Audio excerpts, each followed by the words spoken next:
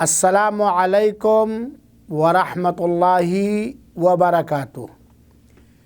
الحمدللہ نحمدہ ونستعینہ ونستغفرہ ونؤمن بہ ونتوکل علیہ ونعوذ باللہ من شرور انفسنا ومن سیئات اعمالنا من یہدہ اللہ فلا مضل لہ ومن يضلله فلا هادي له وأشهد أن لا إله إلا الله وحده لا شريك له وأشهد أن محمدا عبده ورسوله أما بعد فإن خير الحديث كتاب الله وخير الهدي هدي محمد صلى الله عليه وسلم وشر الأمور محدثاتها وَكُلَّ مُحْدَثَةٍ بِدْعَةٍ وَكُلَّ بِدْعَةٍ ضَلَالَةٍ وَكُلَّ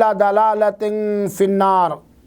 اعوذ باللہ من الشیطان الرجیم، بسم اللہ الرحمن الرحیم۔ قل ان کنتم تحبون اللہ فاتبعونی یحببکم اللہ ویغفر لکم ذنوبکم۔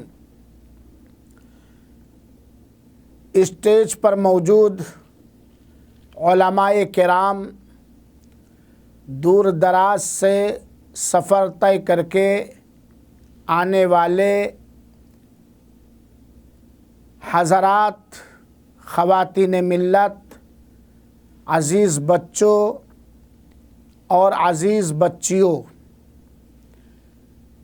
آج کے اس دینی مجلس اور دینی پروگرام میں میرا عنوان ہے بدعتوں کے اسباب اور ذرائع۔ اللہ تعالیٰ کی اس کی رحمت سے پر امید ہو کر توفیق مانگتے ہوئے آپ لوگوں کی جانب سے دیے گئے وقت میں اپنے موضوع کی وضاحت کرنے کی پوری کوشش کروں گا، اللہ توفیق بخشے۔ سامعین کرام اور حاضرین کرام، آپ حضرات یہ بات جانتے ہیں کہ عبادتوں میں سب سے افضل اور اہم ترین عبادت ایمان اور توحید ہے۔ گناہوں میں سب سے بڑا گناہ درجات اور مراتب کے اعتبار سے شرک اکبر، کفر اکبر اور بدعتوں کا گڑھ لینا یا بدعتوں کو انجام دینا ہے۔ آج ہم دیکھ رہے ہیں اور محسوس بھی کر رہے ہیں کہ آج مسلم سماج کے اندر مختلف انداز کے بدعات، خرافات پائے جاتے ہیں، اور بدعتوں کے کم ہونے کے بجائے ہر دن، ہر مہینہ نئے نئے بدعات گڑھے جا رہے ہیں، اور بدعتیں ہر ملک، ہر قبیلہ کے اعتبار سے مختلف انداز کے اندر پائی جاتی ہیں، بلکہ بعض ایسے مہینے ہیں جن کے اندر بہت ہی شد و مد کے ساتھ، جوش و ولولہ کے ساتھ بدعتوں کا پرچار ہو رہا ہے، بدعتوں کا چلن جاری ہے، اور بدعتوں کو فروغ دینے کی ناپاک کوششیں بھی کی جاتی ہیں۔ جیسے ربیع الاول کا مہینہ، رجب کا مہینہ، شعبان کا مہینہ، محرم الحرام کا مہینہ، سفر کا مہینہ، چند خصوصی مہینوں کے اندر اور عمومی طور پر بہت ساری عبادات کے اندر مختلف انداز کی بدعتیں، خرافاتیں پائی جاتی ہیں۔ اللہ کا شکر اور احسان ہے کہ وہ علماء کرام جو سنت رسول اکرم صلی اللہ علیہ وآلہ وسلم کے حریص اور لالچی ہیں، جو توحید کے پاسباں اور سنت رسول کے نگراں ہیں، جنہیں اللہ تعالیٰ نے عقل سلیم سے نوازتے ہوئے علم شریعت، علم توحید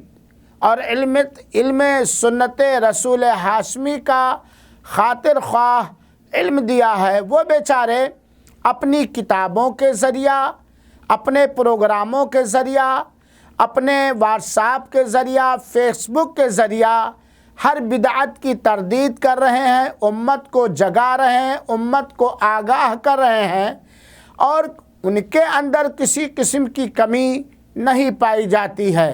لیکن بعض ایسے اسباب اور وجوہات ہیں جن کی بنیاد پر جس انداز سے بدعتوں کا قلع قمع ہونا چاہیے، جس انداز سے بدعتوں کا خاتمہ ہونا چاہیے، ان اسباب کے باعث ان بدعتوں کا خاتمہ نہیں ہو پا رہا ہے، بلکہ بعض حساس علماء دین، علماء شریعت، علماء کتاب و سنت یہاں تک بھی کہنے پر مجبور ہو گئے ہیں کہ اگر ان اسباب کا خاتمہ نہ ہوا جن اسباب کی وجہ سے قوم مسلم کے اندر اپنے آپ کو سنی کہنے والے مسلمانوں کے اندر بدعتیں رائج ہو رہی ہیں، ان اسباب پر اگر بندشیں نہیں لگی، علماء اور عوام جاگرک نہیں ہوئے،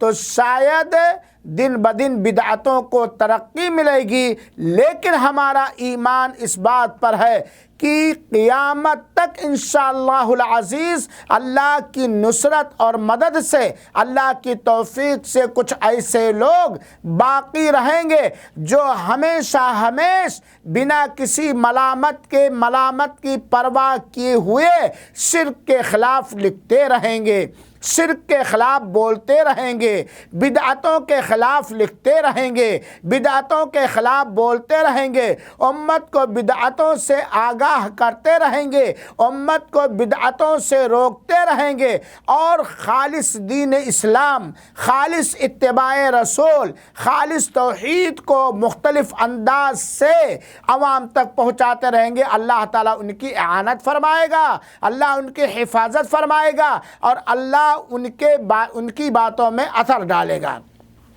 علماء کرام سے معذرت کے ساتھ اور سامعین حضرات سے گزارشات کے ساتھ دیے گئے مختصر وقت میں میں بدعتوں کے اسباب اور وجوہات بیان کرنا چاہتا ہوں، اس گزارش کے ساتھ کہ ہم اسے غور سے سنیں گے اور ان وجوہات کو ختم کرنے کی ہر ممکن کوشش کریں گے۔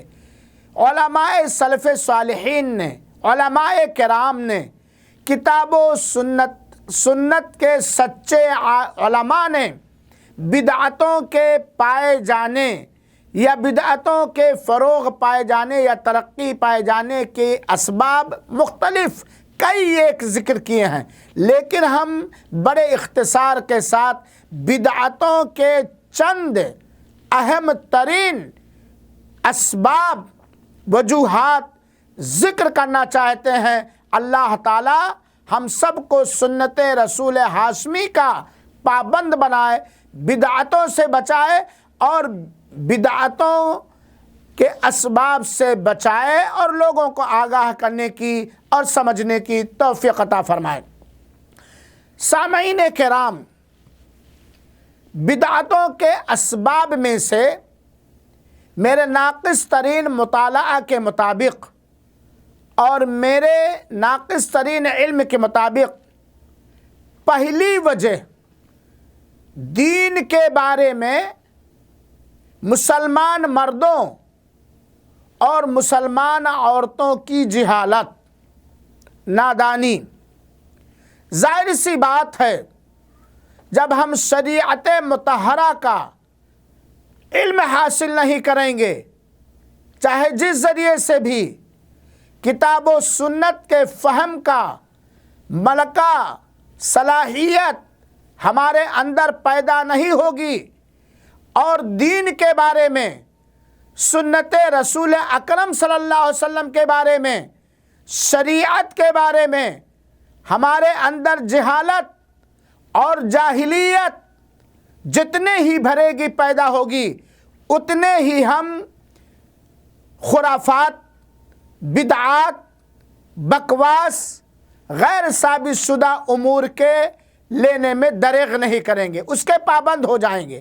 اور یہ بات واضح طور پر علماء کرام نے لکھا ہے کہ جب کسی کے اندر سے ایک سنت رسول اکرم صلی اللہ علیہ وسلم غائب ہوتی ہے تو اس کی جگہ پہ کوئی نہ کوئی بدعت، کوئی نہ کوئی خرافات جنم لے لیتی ہے۔ تو بدعتوں کے پھیلنے، رائج ہونے، پیدا ہونے کے وجوہات میں سے پہلی وجہ جہالت، دین کے بارے میں جہالت ہے۔ اور اس میں اگر دیکھا جائے تو ہم طلبہ بھی کہیں نہ کہیں کوتاہ نظر آ رہے ہیں، اور عوام کے اندر تو کوتاہی کوٹ کوٹ کر بھری ہوئی ہے۔ علماء کرام کی، طلباء عظام کی، مبلغین دین کی یہ دینی بنیادی ذمہ داری ہے کہ وہ کتاب و سنت کی روشنی میں عوام کے اندر سے ان کے اعمال کے بارے میں، ان کے عقائد کے بارے میں، سنت رسول کے بارے میں جو نادانی ہے، جو ناسمجھی ہے، جو غلط فہمیاں ہیں، جو شکوک و شبہات ہیں، ان کا ازالہ کریں۔ یہ دینی ذمہ داری ہے اور یہ ایمانی ذمہ داری ہے، اور یہ عوام کا حسب استطاعت ہمارے اور آپ کے اوپر حق بنتا ہے۔ تو جہالت، جبکہ شریعت مطہرہ نے، وہ شریعت پاک جو اللہ تعالیٰ نے ہمارے نبی برحق صلی اللہ علیہ وسلم پر اتارا، اس شریعت کے اندر علم دین، فہم دین، دین کے بارے میں تفقہ اور فہم حاصل کرنے پر ابھارا ہے، ترغیب دی ہے۔ اور جہالت یہ ہر طرح کی بربادی، ہر طرح کے فتنے، ہر طرح کی ہلاکت کا اہم ترین ذریعہ بتلایا ہے۔ چنانچہ وہ وحی جو پہلی وحی کہی جاتی ہے، اس وحی کے اندر اللہ تعالیٰ نے ہمیں شریعت، دین پڑھنے کا حکم دیا ہے، اور اللہ تعالیٰ نے فرمایا وَلَا تَقْفُ مَا لَيْسَ لَكَ بِهِ عِلْمٌ إِنَّ السَّمْعَ وَالْبَصَرَ وَالْفُؤَادَ كُلُّ أُولَئِكَ كَانَ عَنْهُ مَسْئُولًا۔ یہ سورہ اسراء کی آیت نمبر 36 ہے۔ اس آیت کے اندر اللہ تعالیٰ نے فرمایا، یاد رکھو اس کان کے بارے میں سوال ہوگا، اس آنکھ کے بارے میں سوال ہوگا، اور اس دل کے بارے میں سوال ہوگا، اور اس چیز کے پیچھے نہ پڑو جس کا تمہیں علم نہیں ہے۔ علماء کرام نے، مفسرین کرام نے اس آیت کریمہ سے یہ بھی استدلال کیا ہے کہ گویا علم حاصل کرنا ہے، بنا علم کسی چیز کے پیچھے نہیں پڑنا ہے، علم حاصل کرنا ہے۔ بلکہ اللہ تعالیٰ نے فرمایا سورہ اعراف کی آیت نمبر 33 کے اندر وَأَن تَقُولُوا عَلَى اللَّهِ مَا لَا تَعْلَمُونَ، کہ تم ایسا نہ ہو کہ اللہ تعالیٰ پر ایسی تہمتیں، ایسے بہتان باندھ بیٹھو جس کا آپ کو علم نہیں ہے۔ تو قوم کے اندر، سماج کے اندر نبی کریم صلی اللہ علیہ وسلم کی سنت کے بارے میں، صحیح عقیدہ کے بارے میں، صحیح منہج کے بارے میں جتنی ہی نادانی ہوگی، جتنے ہی جہالت ہوگی، اتنے ہی خرافات اور بدعتیں جنم لیں گی۔ علماء کرام کی بھی یہ ذمہ داری ہے کہ جہاں بھی ہیں، جتنی بھی طاقت رکھتے ہیں، وہ اپنی قوم کی دینی جہالت کا خاتمہ کرنے کی مکمل کوشش کریں۔ اور عوام کی بھی یہ ذمہ داری بنتی ہے کہ اگر آپ کو رسول ہاشمی صلی اللہ علیہ وسلم کے دست مبارک سے حوض کوثر پر جام شہادت جام پینے کا شوق اور جذبہ ہے تو کتاب و سنت کے صحیح علماء کرام کی باتوں کو سنیں اور بدعات و خرافات سے آپ بچے رہیں۔ دوسری وجہ بدعتوں کے پھیلنے کی،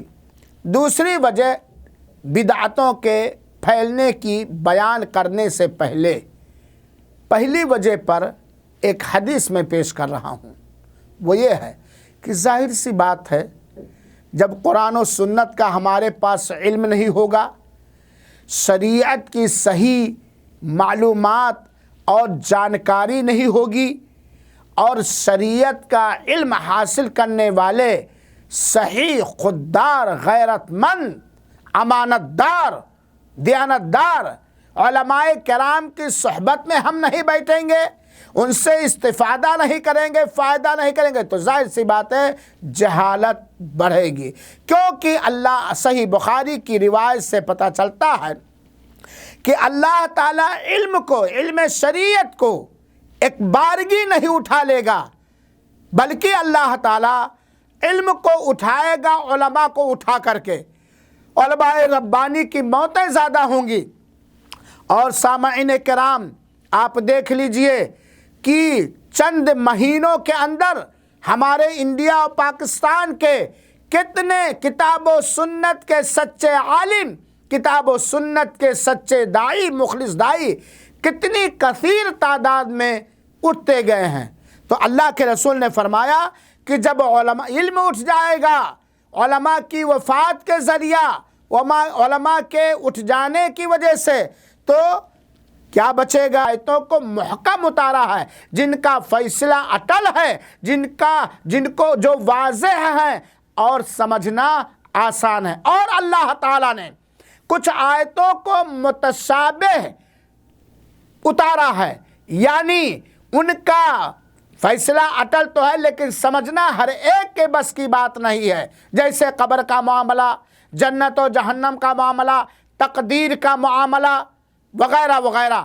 تو جو لوگ خواہشات نفس کے پیروکار ہوتے ہیں، جو لوگ بدعت کے گرویدہ ہوتے ہیں، جن لوگوں کے عقل و خرد پر اللہ تعالیٰ نے دبیز پردہ ڈال دیا ہے، وہ متشابہ آیتوں کے پیچھے پڑتے ہیں، خود بھی گمراہ ہوتے ہیں اور دوسروں کو بھی گمراہ کرتے ہیں، خود بھی بھٹک جاتے ہیں اور دوسروں کو بھی بھٹکانے کی پوری طاقت لگا دیتے ہیں متشابہ یا متشابہات کی آیتوں کے پیچھے پڑ کر کے۔ حالانکہ جو علم میں مضبوط ہوتے ہیں وہ کہتے ہیں کہ ہم اللہ تعالیٰ پر ایمان لائے، جیسا کہ اللہ تعالیٰ نے فرمایا هو الذی انزل علیک الکتاب، وہی وہ ذات ہے جس نے تمہارے اوپر کتاب مقدس کو اتارا، منہ آیات محکمات، ان میں کچھ آیتیں محکم آیتیں، ہن ام الکتاب، وہی اصل کتاب ہے، وہ اخر متشابہات، اور دوسری آیتیں متشابہ ہیں، یعنی ان کا معنی اور مفہوم واضح نہیں ہے، واضح نہیں۔ تو جن لوگوں کے دلوں میں کجی ہوتی ہے، جن لوگوں کے دلوں میں ٹیڑھ پن ہوتا ہے، تو وہ انہی آیتوں کے پیچھے لگے رہتے ہیں، انہی آیتوں کے کھود اور کرید میں لگے ہوتے ہیں، انہی آیتوں کو دلیل بنا کر کے خود گمراہ ہوتے ہیں اور امت کو گمراہ بنا کرتے ہیں۔ جو آیتیں متشابہ آیتیں ہیں، کیوں ایسا کرتے ہیں؟ فتنہ پیدا کرنے کے لیے، فتنوں کے لالچی ہونے کے لیے، جبکہ ان متشابہ آیتوں کی تاویل، معنی، مفہوم اللہ تعالیٰ کے علاوہ اور کوئی نہیں جانتا۔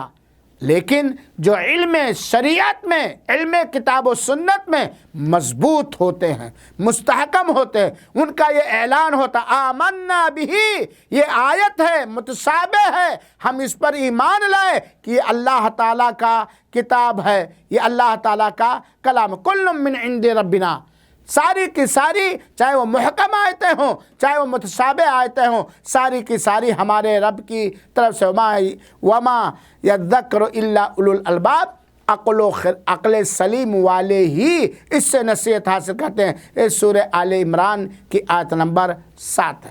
تو متشابہ آیتوں کے پیچھے یا اس سے اپنا تعلق جو مضبوط رکھنے کی کوشش کرتے ہیں، وہ خود بدعت کو ایجاد کرتے ہیں اور بدعت کو فروغ دیتے ہیں اور بدعتوں کی پشت پناہی کرتے ہیں۔ اللہ محفوظ رکھے۔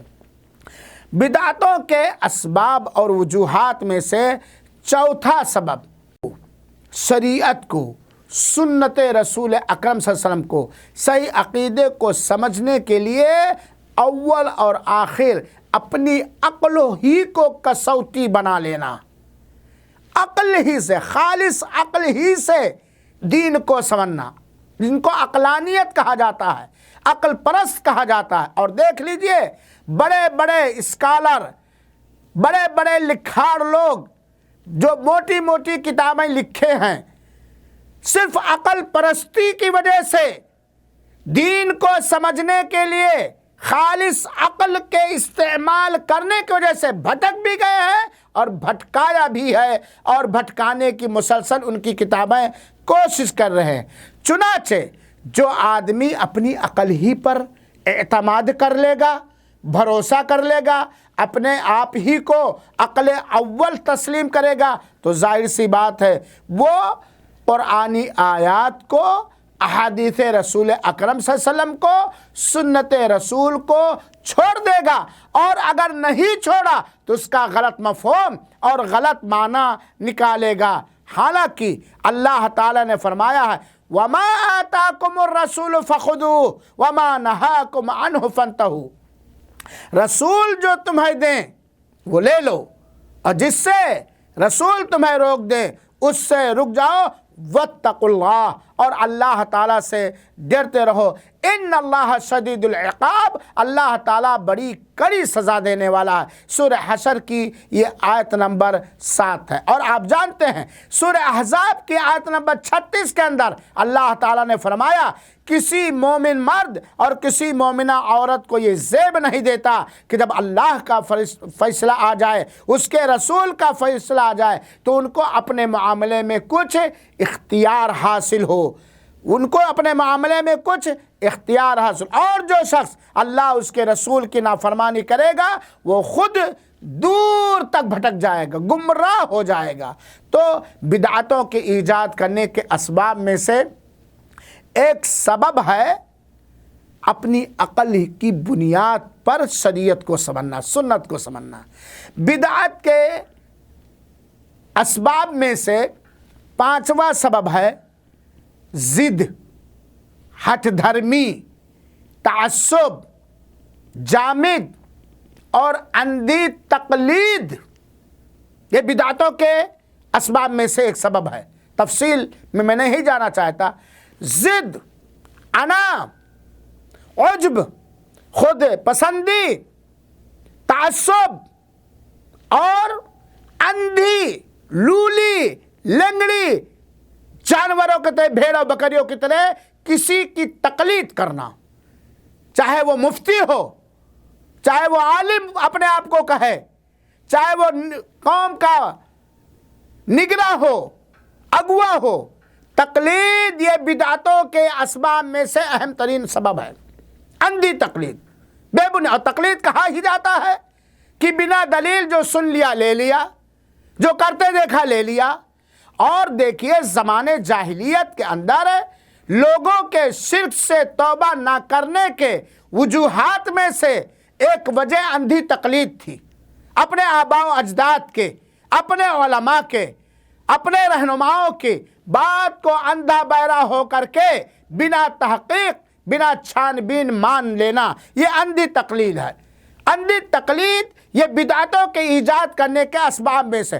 چنانچہ معاف کریں گے مجھے سامعین کرام، پیشگی معذرت کے ساتھ اور معافی طلب کرتے ہوئے آج دیکھ لیجئے، جہاں بھی اردو بولنے اور سمجھنے والے ہیں، خاص طور پر ہمارے انڈیا اور پاکستان کے اندر بدعتیں محرم کے موقع پر، عاشورہ کے موقع پر، ربیع الاول میں 12 ربیع الاول کے موقع پر، اسی طریقے سے رجب کے مہینے میں، اسی طریقے سے شعبان کے مہینے میں، مہینوں کے بنسبت جو بدعات اور خرافات پیدا ہیں یا رائج ہیں، اس کے اندر وہی لوگ ملوث ہیں جو اندھی تقلید کرتے ہیں، جن کے ہاں ضد، ہٹ دھرمی اور انا پائی جاتی ہے، جن کے یہاں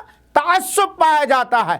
لیکن آپ میری اس تلخ بات کو گوارا کر لیں، برداشت کر لیں کہ جو کتاب و سنت ہی کو اپنی نجات کی راہ مانتے ہیں اور کتاب و سنت کے سمجھنے کے لیے سلف صالحین کی سمجھ کو منہج اور طریقہ بناتے ہیں، ان کے اندر بدعات نہیں پائی جاتی ہے، نہ 12 ربیع الاول کی بدعات، اور نہ سفر کی نحوست کی بدعت، اور نہ شب بارات کی بدعت، اور نہ ہی رجب کے کنڈے کی بدعت، نہ رجبی زکوٰۃ کی بدعت، نہ رجبی عمرے کی بدعت، نہ رجبی روزے کی بدعت، نہ عاشورہ کی بدعت، نہ ماتم، نہ تعزیہ داری، اور نہ غیر اللہ سے استغاثہ کرنا، نہ صحابہ کرام پر لعن طعن بھیجنا۔ یہ انہی لوگوں کے اندر پایا جاتا ہے جنہوں نے انہی لوگوں کے اندر ایک بدعتیں پائی جاتی ہیں جنہوں نے اپنی عوام کو یہ سمجھایا اور بتلایا کہ نہیں، مولوی صاحب کہہ دے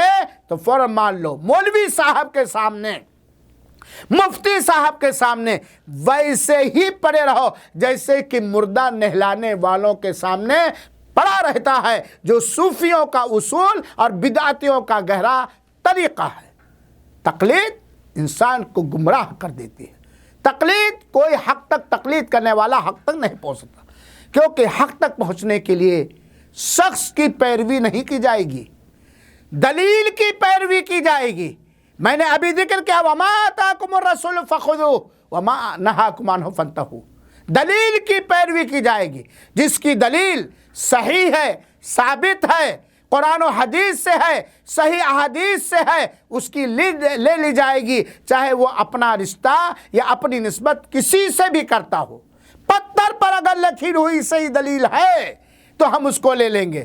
چنانچہ ہم کہیں یہ حدیث دیکھیں گے، کل محدثۃ بدعہ وکل بدعۃ ضلالہ، ہر دین کے اندر ہر نئی ایجاد کی ہوئی چیز بدعت ہے، ہر بدعت گمراہی ہے، ہر گمراہی کا ٹھکانہ جام۔ کہیں بھی کوئی سی کے منہ سے سنا ہے ہم بدعت کو چھوڑ دیں گے، بدعت سے دستبردار ہو جائیں گے، بدعت کی نکیر کریں گے، بدعت سے خود بچیں گے اور بدعت سے خود۔ تقلید یہ بہت بڑا سبب ہے۔ اور دیکھ لیجئے اللہ تعالیٰ نے سورہ بقرہ کی آیت نمبر 170 کے اندر بیان فرمایا، وَإِذَا قِيلَ لَهُمُ اتَّبِعُوا مَا أَنزَلَ اللَّهُ۔ جب ان کفار مکہ سے، مشرکین سے کہا جاتا ہے کہ اسی کی پیروی کرو، اسی کے پیچھے چلو جو اللہ تعالیٰ نے اتارا ہے، تو کیا کہتے ہیں؟ قَالُوا بَلْ نَتَّبِعُ مَا أَلْفَيْنَا عَلَيْهِ آبَاءَنَا۔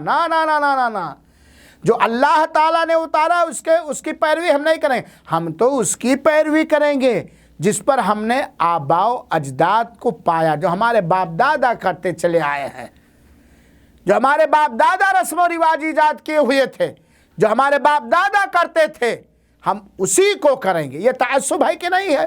یہ ضد ہے کہ نہیں ہے؟ یہ حد دھرمی ہے کہ نہیں ہے؟ یہ اندھی تقلید ہے کہ نہیں ہے؟ حالانکہ ایک مسلمان کو، چاہے وہ مرد ہو یا عورت، عالم ہو عوام، کس کی پیروی کرنی چاہیے؟ ما انزل اللہ، جو اللہ تعالیٰ نے اتارا۔ اسی طرح اللہ تعالیٰ نے سورہ زخرف کی آیت نمبر 22 کے اندر بیان فرمایا، بل قالوا انا وجدنا آباءنا علی امہ۔ لوگوں نے یہ کہا کہ ہم نے اپنے آباء و اجداد کو ایک دین پر پایا، وَأَنَا عَلَىٰ آثَارِهِمْ مُهْتَدُونَ، اور ہم انہی کے راہ پر چل کر کے ہدایت پائیں گے۔ آج بھی ہے کہ بڑے بڑے علماء آئے، انہوں نے مہر عاشورہ کے اندر جو بدعات ہیں اس کو نہیں روکا، ربیع الاول کی بدعت کو نہیں روکا، رجب کی بدعت وغیرہ وغیرہ۔ آپ ہی لوگ آئے ہو 2 لفظ پڑھ کر کے بڑے مفتی اور مولوی بننے۔ یہ تقلید نے انسان کو شرک میں ڈال دیا، کفر میں ڈال دیا، فسق میں ڈال دیا، بدعتوں میں ڈال دیا۔ اور یاد رکھو کہ ایک دن آئے گا کہ وہ لوگ جو اپنے آباء و اجداد کی اندھی تقلید کرتے ہیں، جو اپنے مولوی اور ملاؤں کی اندھی تقلید کرتے ہیں، ایک دن کفِ افسوس مریں گے اور اللہ تعالیٰ سے یہ آرزو ظاہر کریں گے، اے اللہ ان لوگوں نے خود ہمیں گمراہ کیا ہے، ان کو اللہ ہم اپنے پیروں تلے رون دے۔ میرے بھائیو ساتھیوں، بدعتی جو ہوتے ہیں، بدعت کے جو گرویدہ ہوتے ہیں، ان کے چہرے قیامت کے دن جہنم کی آگ پر جلائے جائیں گے۔ اللہ تعالیٰ نے فرمایا یوم تقلب وجوہہم فی النار، اس دن کو یاد کرو جس دن ان لوگوں کے چہرے جہنم کی آگ پر الٹے پلٹے جائیں گے۔ یقولون، وہ کہیں گے یا لیتنا اطعنا اللہ و اطعنا الرسول، اطعنا الرسول، اے کاش کی دنیا کے اندر ہم نے اللہ کی اطاعت و فرما برداری کی ہوتی، ہم نے اللہ کے رسول کی اطاعت و فرما برداری کی ہوتی، تو آج جہنم کے شعلہ زن کھا لینے والی، جھلسا دینے والی، بھسم کر دینے والی آگ پر ہمارا مبارک جسم کا عزو چہرہ یہ فرائی نہ کیا جاتا۔ وقالوا ربنا، اور وہ لوگ کہیں گے اے ہمارے رب، انا اطعنا سادتنا و کبرانا، اے ہمارے پروردگار، ہم نے تو اپنے مفتیوں کی پیروی کی، ہم نے تو کالی کبلی والی بڑی بڑی ٹوپی والوں کی پیروی، ملا مولوی صاحب کی پیروی کی، فَأَضَلُّونَ السَّبِيلَ، تو ان لوگوں نے ہمیں راہ حق سے بھٹکا دیا۔ یہ آیت کریمہ خاص طور پر وہ لوگ جو شرک کو فروغ دیتے ہیں، بدعتوں کو رائج کرنے میں عوام کو کی غلط نشاندہی کرتے ہیں، وہ لوگ یہ آیت کریمہ بار بار پڑھیں اور عوام بھی پڑھیں۔ ربنا آتیہم ضعفین من العذاب، اے اللہ ان مولوی صاحب نے مجھے گمراہ تھا، یہ مولوی صاحب نے مجھے گمراہ کیا تھا، یہ مفتی صاحب نے گمراہ کیا تھا، تقلید کی تعلیم انہوں نے دی تھی اور اسی کو حق، اے اللہ ان کو ڈبل عذاب دے، اے اللہ انہیں ڈبل عذاب دے اور ان کے اوپر بہت بڑی لعنت فرما۔ تو میرے بھائیوں، یہ تعصب اور اندھی تقلید یہ بدعتوں کے اسباب میں سے ایک اہم ترین سبب ہے۔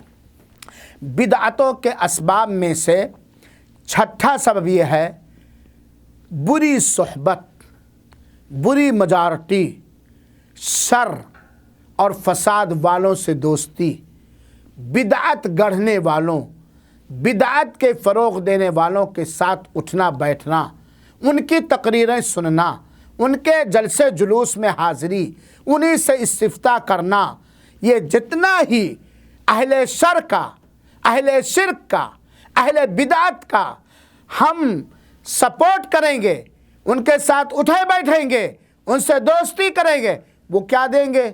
ظاہر سی بات ہے صحبت کا اثر تو ضرور پڑے گا۔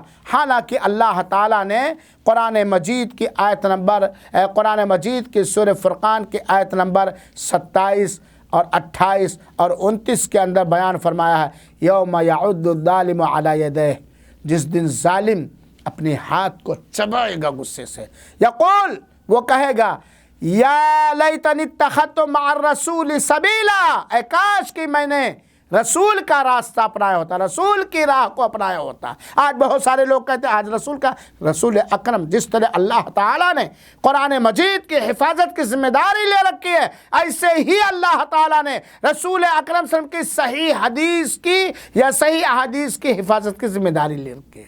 صحیح حدیث کو ہم نے دوست بنایا ہوتا ہے۔ اور اللہ تعالیٰ نے فرمایا اسی کو آیت یا ویلتا لیتنی لم اتخذ فلانا خلیلا، اے کاش کہ میں نے فلاں کو اپنا جگری دوست نہ بنایا ہوتا، یقیناً اس نے ہمیں اللہ کے ذکر سے، اللہ کے شریعت سے گمراہ کر دیا، حالانکہ ہمارے پاس اللہ کا ذکر، اللہ کی شریعت آ چکی تھی، اور انسان کے در پہ پڑا رہتا ہے شیطان، اس کے پیچھے پڑا رہتا ہے۔ میرے بھائیو ساتھیو، بڑی جلدی میں ہم وقت کو دیکھتے ہوئے ہم کور کرنا چاہتے ہیں۔ تو بدعت کے بڑھنے، پڑھنے، پیدا ہونے کے اسباب میں سے بری صحبت ہے، بری صحبت ہے۔ اور بری صحبت کی مثال اللہ کے رسول نے فرمایا کہ ایک آدمی عطر فروش کے پاس بیٹھتا ہے تو خوشبو پائے گا، یا عطر خریدے گا یا عطر تحفے میں پائے گا۔ ایک آدمی لوہار کی بھٹی کے پاس بیٹھتا ہے تو چنگاریاں پائے گا، بدبو پائے گا، گرد و غبار پائے گا۔ لہذا شرک و بدعت کی مجلسوں سے بچو۔ یہ محرم کا مہینہ ہے نا، یہ مرثیہ گانے والوں، یہ نوحہ کرنے والوں، یہ تعزیہ رکھنے والوں، یہ کھچڑا بنانے والوں کی مجلسوں سے بچو۔ یہ سنی مسلمانوں کا دین نہیں ہے، یہ رافضیوں کا دین ہے، یہ یہودیوں کی اولاد کا دین ہے۔ وہ دین جو رسول ہاشمی صلی اللہ علیہ وسلم پر اترا وہ دین نہیں ہے۔ بہت ساری دلیلیں اس سلسلے میں۔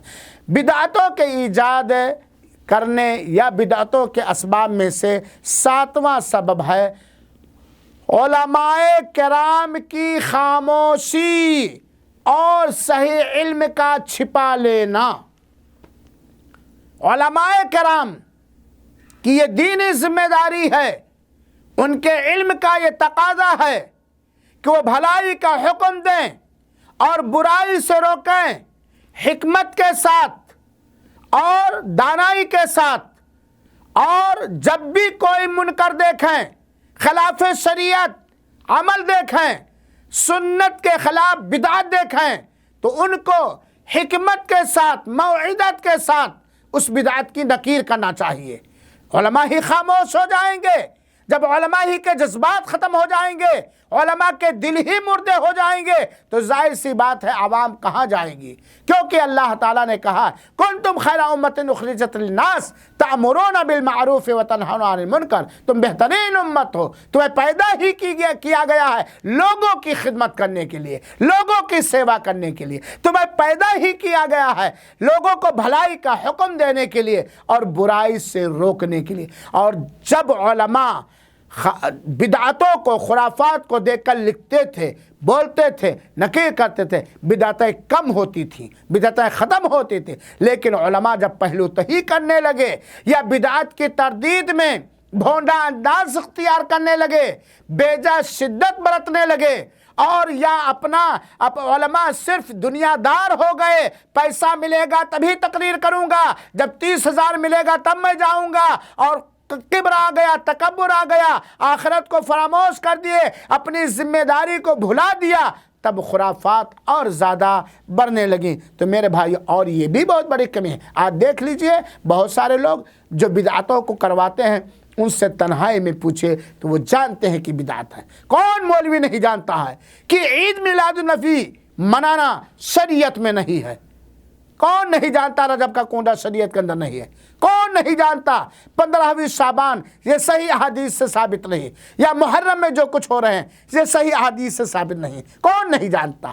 پوچھئے جا کر کے، ان کے سینے ان کو کہیے کہ آپ اکیلے میں بیٹھ کر کے مجھے تلاش کر کے دیجئے، کہیں سے بھی کھنگال کے دیجئے کہ یہ بدعتیں جو ہمارے سماج مجارٹی کے اندر، ہمارے ملک کے اندر جو رائج ہیں، کیا اس کی کوئی دلیل خیر القرون سے ملتی ہے، اللہ کے رسول سے ملتی ہے، صحابہ کرام سے ملتی؟ ڈائریکٹ یہ تعویلیں کر کے، ہیر پھیر کر کے، اپنے من پسند حدیثوں کا معنی بیان کر کے نہیں۔ تو علماء کی خاموشی، علماء کی لاپرواہی، علماء کی سستی، یہ میرے بھائیوں، علماء دین، یہ چھوڑ دیجئے میری کوئی نہیں سنتا، یہ چھوڑ دیجئے مجھے کوئی نہیں سلام کرتا، یہ چھوڑ دیجئے مجھے کوئی اسٹیئر نہیں دیتا، یہ چھوڑ دیجئے میرا کوئی احترام نہیں کرتا۔ آج تو آپ کو اللہ تعالیٰ نے نیٹ اور موبائل جیسی ایسی نعمت دی ہے کہ آپ چاہیں تو مختلف انداز سے، سنجیدہ انداز میں، 1 سیکنڈ کے اندر معلوم نہیں کہاں بدعت کے خلاف، بدعت کے تردید میں اپنے پوسٹ، اپنی تقریریں، اپنے کلپس بھیج سکتے۔ تو علماء کی خاموشی یہ بدعت کے اسباب، بدعت کے پائے جانے یا بدعت کے پنپنے کے اسباب میں سے اہم ترین سبب ہے۔ اور اس پر بہت ساری آیتیں اور بہت ساری حدیثیں کتاب و سنت کے اندر موجود ہیں۔ سامعین کرام، بدعت کے اسباب میں سے ایک سبب جو غالباً سبب نمبر 8 ہے، بدعتیوں کی مشابہت اختیار کرنا، کفر اور اہل کفر کی مشابہت اختیار کرنا، غیر مسلموں کی مشابہت، یہودیوں کی مشابہت، نصرانیوں کی مشابہت، غیر مسلموں کی مشابہت۔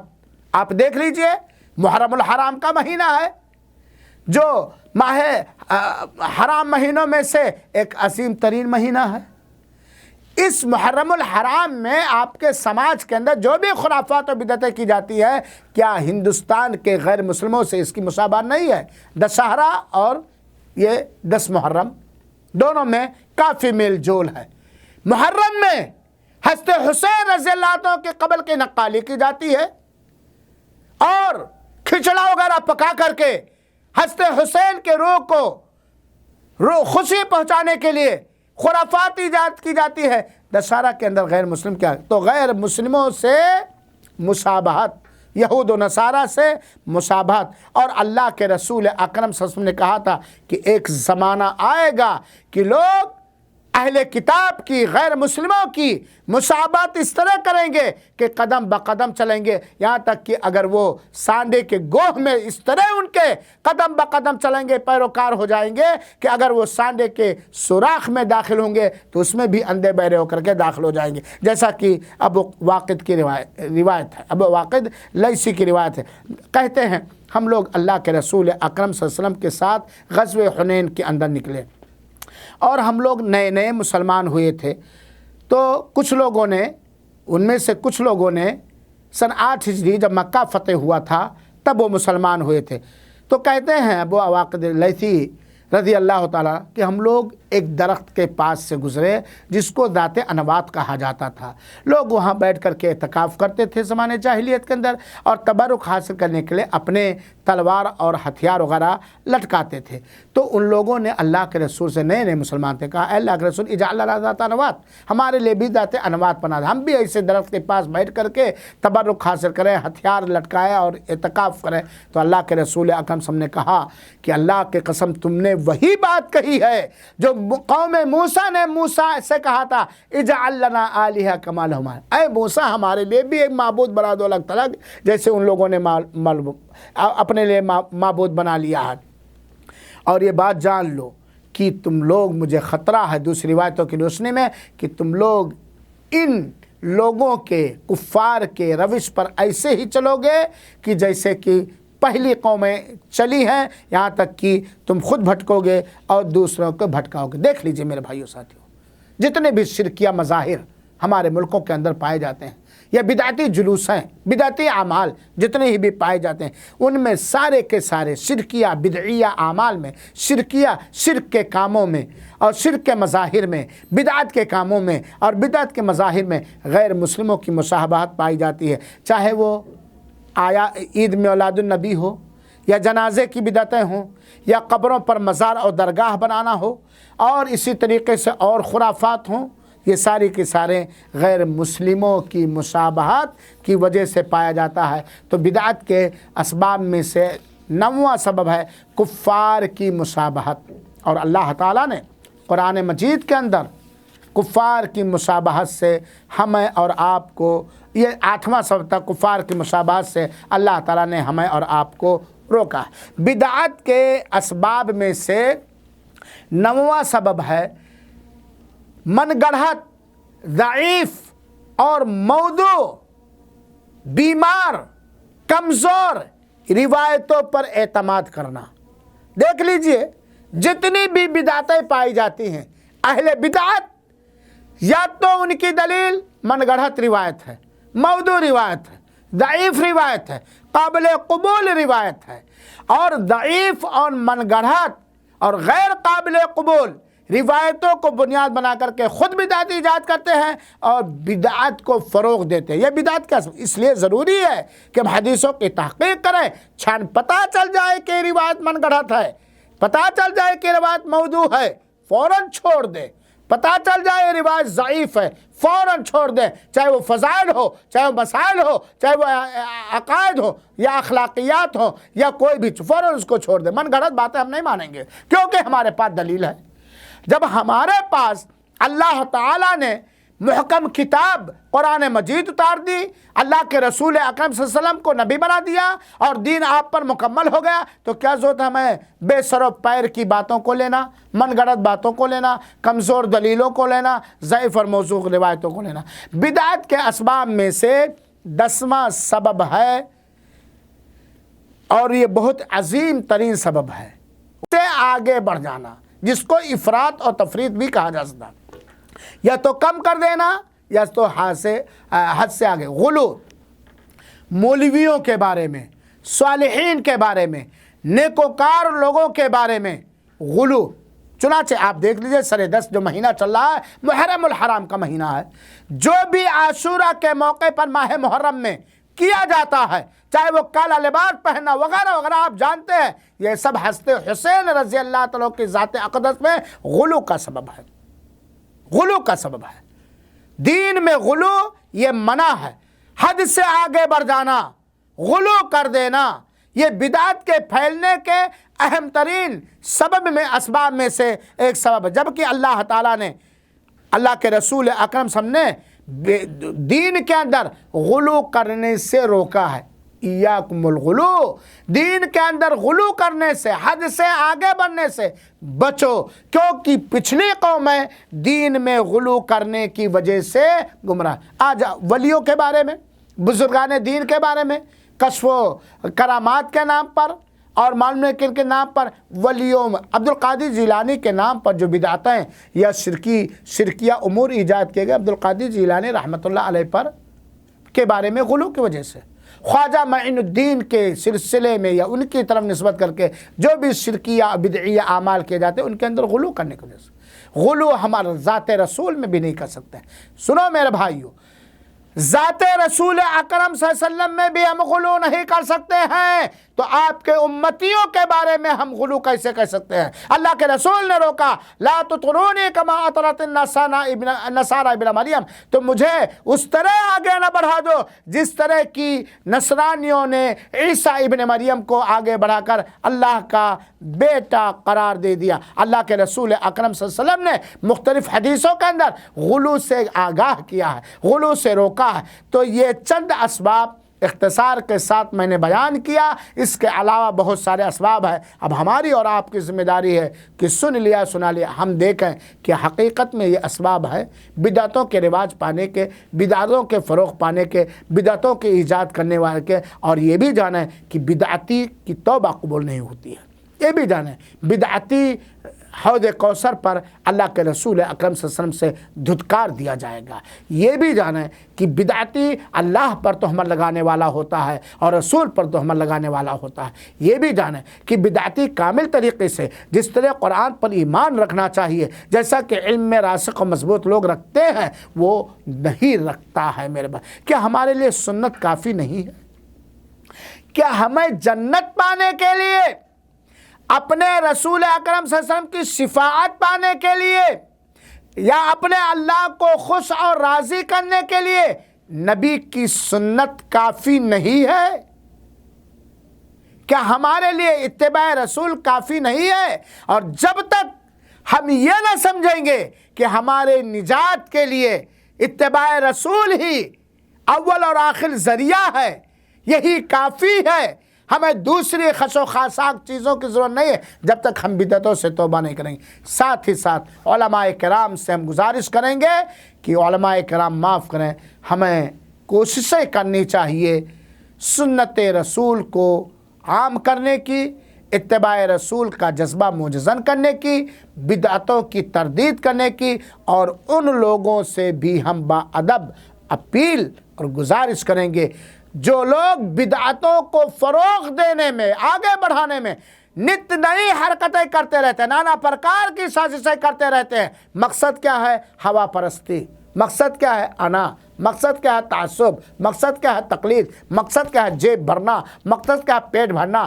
مقصد کیا ہے؟ خواہشات نفس کی تکمیل۔ اللہ سے ڈرو یہ دین ہمارے گردنوں میں امانت ہے، نبی کی سنت ہماری گردنوں میں امانت ہے، نبی کی اقتداء، نبی کی اتباع، نبی کی اطاعت اور نبی سے محبت یہ ایمان کا اہم ترین جز ہے، اس کے بنا ہم مومن نہیں ہو سکتے۔ اللہ رب العالمین سے دعا ہے کہ رب العالمین تو ہمیں توفیق دے اور اپنے تمام بندوں کو توفیق دے کہ وہ سنت رسول کو پڑھیں، سمجھیں اور اس پر عمل کریں، اور بدعتوں کو پڑھیں، سمجھیں اور اس سے بچیں۔ آمین۔ والسلام علیکم ورحمۃ اللہ وبرکاتہ، وجزاکم اللہ خیر الجزا۔